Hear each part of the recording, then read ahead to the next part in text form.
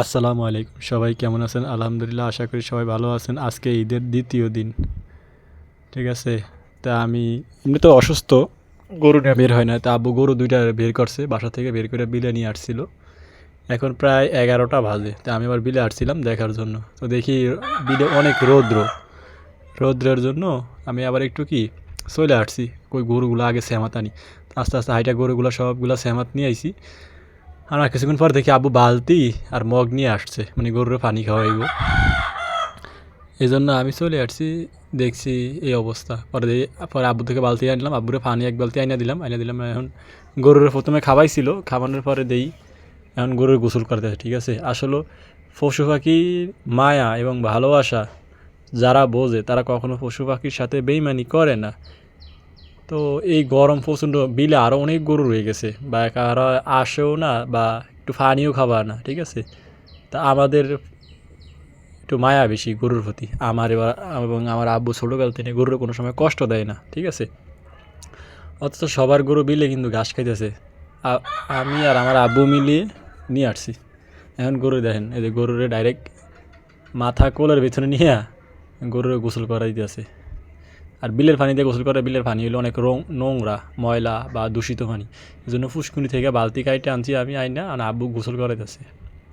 এই যে একটা পশু পাখির প্রতি ভালোবাসা এবং মায়া, এই মায়ায় মনে করেন আজ এত বছর আমরা গরু পালতেছি, বা আমাদের গরু কখনো কোনো ডিস্টার্ব বা কখনো কোনো অসুস্থ বা কোনো অনাকাঙ্ক্ষিত ঘটনা ঘটে নাই আমাদের খামারে বা আমার আব্বুর এই জীবনে গরু পালা অবস্থায়, ঠিক আছে।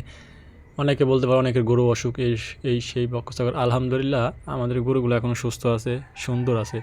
এবং আপনারা তো ভিডিওতে দেখতে পারতেছেন যে আমাদের গরুগুলো কেমন কালার, কেমন সুন্দর।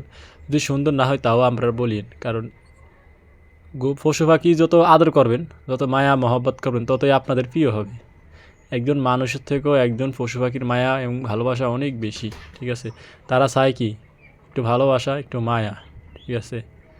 আলহামদুলিল্লাহ আমাদের এই গরু হয়তো আর মাসখানিক পরে মনে করেন যে ডেলিভারি হবে।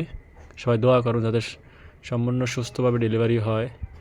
এবং এই একটা আছে, দোনোটাই আমাদের। ওই পাশেরটা মানে দ্বিতীয় ডেলিভারি কমপ্লিট হবে, আর এটা পঞ্চমবারের মতো। এটা 5 বিয়ান দিছে, কেউ বলবে এই গরুটা 5টা বিয়ান দিছে আমাদের খামার আইসা, কেউ বলবে না, ঠিক আছে। এখনও গরুর গায়ের রং, শিং, চোখ, নাক, তারপরে গরুর আলহামদুলিল্লাহ যে কালারটা আছে অনেক সুন্দর। আমি বলতে পারি 10 জনের ভিতরে খাটালে আমাদের গরুগুলার কালারগুলো অনেক সুন্দর, ঠিক আছে।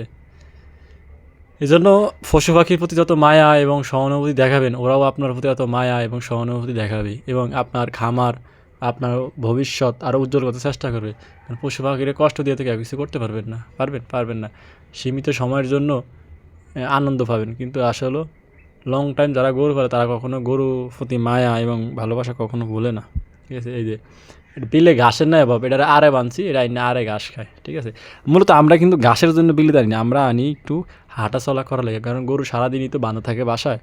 এই জন্য আনছি যে গরুগুলো একটু হাঁটবো, একটু হাঁটাচলা করবো, কারণ যেহেতু গাভীর, এগুলো প্রেগনেন্ট, প্রায় 8 মাস 7 মাস চলতেছে, 8 মাস 7 মাস, ওই পাশেটা 7 মাস, এটা 8 মাস বা 9 মাস চলতেছে, এরকম সঠিক আমি জানি না। এই জন্য গরুগুলোর একটু হাঁটাইতেছি, যাতে গরুগুলো একটু স্বাস্থ্য শরীর ভালো থাকে, আলো বাতাস ভালো থাকে। এজন্য যাদের গরু মানে অসুস্থ আছে বা মানে প্রেগনেন্ট অবস্থা, তারা একটু একটু হাঁটাবেন, ঠিক আছে। ঘাস খাওয়া লাগবে না, ঘাস তো বাড়িতে খাওয়া নেই, এমনি গরুগুলো হাঁটাবেন।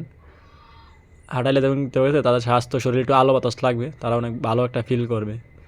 কেউ বলবে আমাদের এই গরুটা মানে 4বার বিয়ান দিছে, এবার বলে 5বার, যে সবাই মাত্র ওলান ছাড়তেছে। 5 নাম্বারে মানে 5 নাম্বার গাভী আসবে এখন, বা বাচ্চা দিবে। আর এটার আগের বাচ্চা হয়েছে চান্দিয়ালা, সবাই তো অনেকেই চিনেন চান্দিয়ালা, দেয় কালোটা, ওটা বাসায় রেখে আর এই দুইটা গরুরই বিলে আনছে আব্বু, কারণ আব্বু একলা মানুষ তো, ওই জন্য দুইটা গরুই আনছে। আর বাকিগুলো তো সব বাচ্চা, ওগুলোর বাইরে রাখছে। আর এবার তো কোরবানির সময় একটা গরু বিক্রি করে নিলাম, দেখছেন সবাই।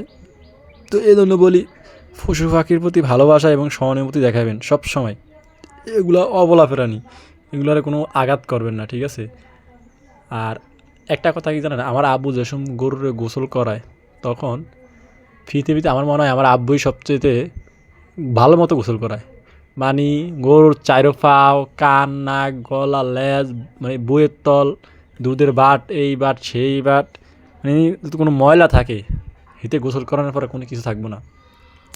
আর একটা গরু গোসল করাইতে আল্লাহর রহমতে আমার আব্বুর প্রায় 20 মিনিট সময় লাগে, 20 মিনিট, ঠিক আছে, 20 মিনিট সময় লাগে। মানে গরুরে এটা তত মানে সুন্দর করে গোসল না করাবে তত হেয়ার গোসল হয় না, ঠিক আছে। এই জন্য সবচাইতে এই যে করলাম না, গরুর প্রতি মানুষের ভালোবাসা, ঠিক আছে। তো সবাই ভালো থাকবেন। আসসালামু আলাইকুম, যে যেখানে থাকেন সুস্থ থাকুন, এই দোয়া করি।